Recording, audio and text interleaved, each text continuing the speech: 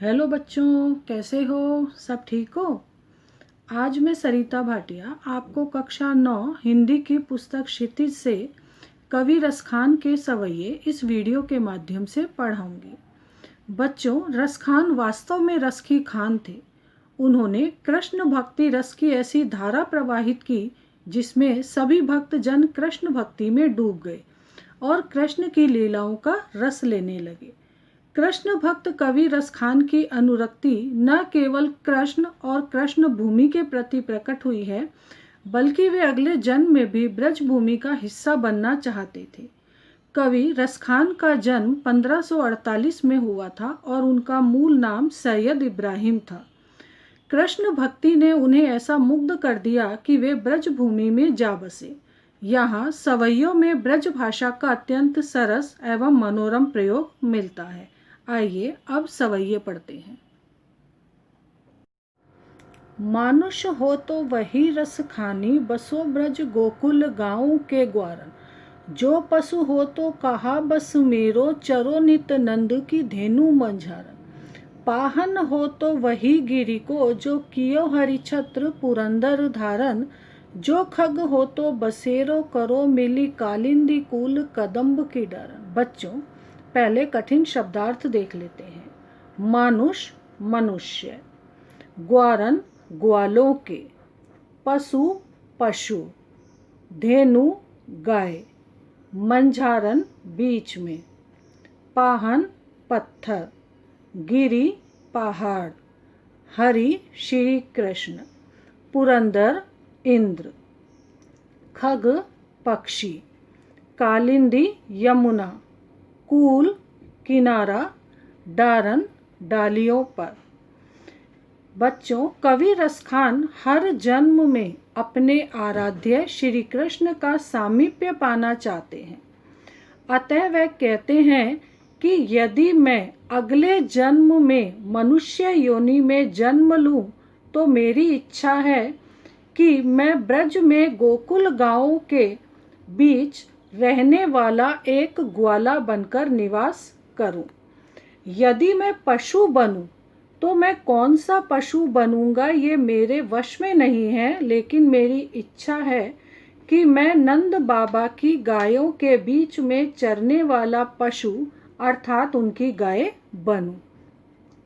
और यदि पत्थर बनूं तो उसी गोवर्धन पर्वत का पत्थर बनूं जिसे श्री कृष्ण ने इंद्र के कोप से ब्रज की रक्षा करने हेतु छत्र की तरह उठाया था या धारण किया था।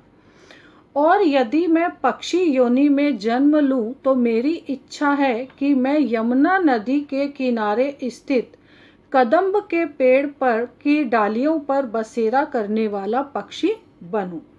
बच्चों, कवि रसखान श्री कृष्ण के परम भक्त हैं। वे अपने आराध्य श्री कृष्ण और उनकी ब्रज भूमि का हर प्रकार से सामीप्य पाना चाहते हैं। इसी कारण उन्होंने अगले जन्म में भी ब्रज में ही रहने की इच्छा व्यक्त की है। आइए अब दूसरा सवैया पढ़ते हैं। या लकुटी अरु कामर या पर राज तिहु पुर को तजी डारो। आठों सिद्धि नव निधि के सुख नंद की गाय चराए बिसारो।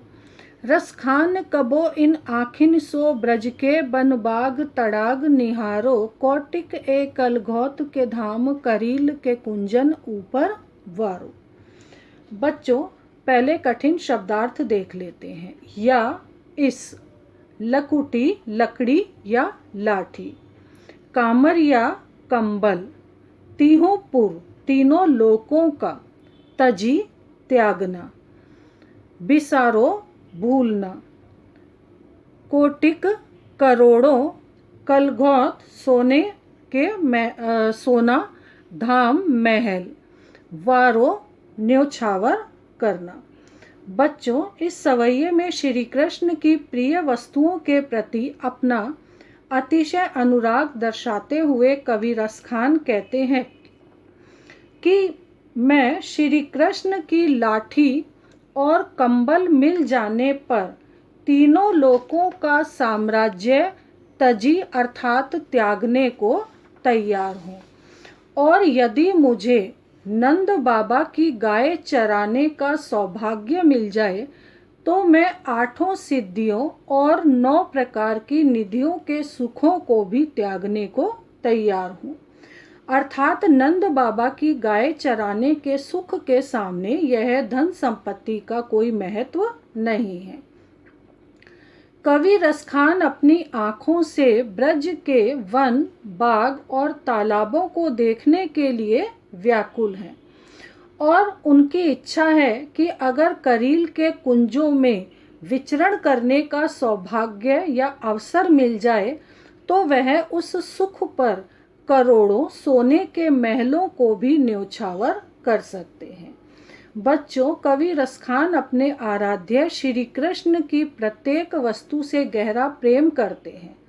उनके लिए श्री कृष्ण की प्रत्येक वस्तु अनमोल है और इन वस्तुओं से कवि रसखान को जो सुख प्राप्त होगा वह इन सांसारिक वस्तुओं से प्राप्त नहीं हो सकता। बच्चों, आगे के सवैये हम पार्ट 2 में पढ़ेंगे।